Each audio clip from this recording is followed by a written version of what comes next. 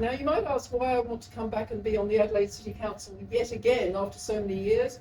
And my view is that it needs help. I was deeply disappointed by the last 4 years. I think that we really have lost our way. There's been poor leadership and poor decision making and a very bad relationship, not just with the community after consultations that have failed, but also with the business entities in our city and especially with the state government.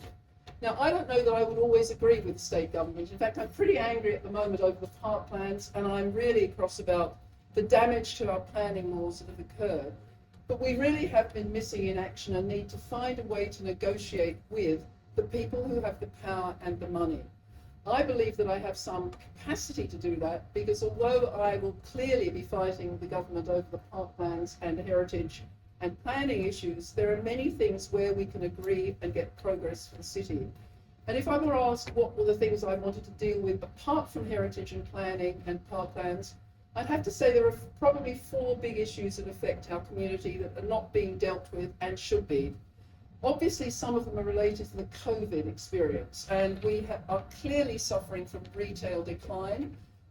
There's green shoots, everyone says, but there are plenty of shops that are vacant and property owners that need support to repurpose and find tenancies to be active.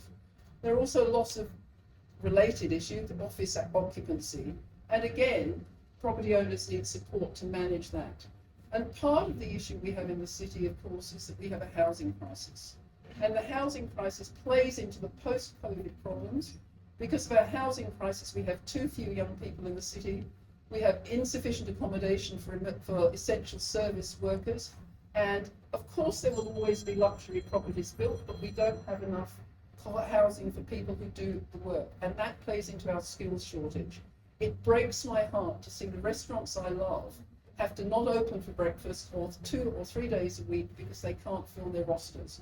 Of course, the council can't deal with all those alone, but we can form networks and work with the state government, the federal government, and business to find ways to get out of those wicked problems, because at the moment they're not being dealt with, the council's missing in action.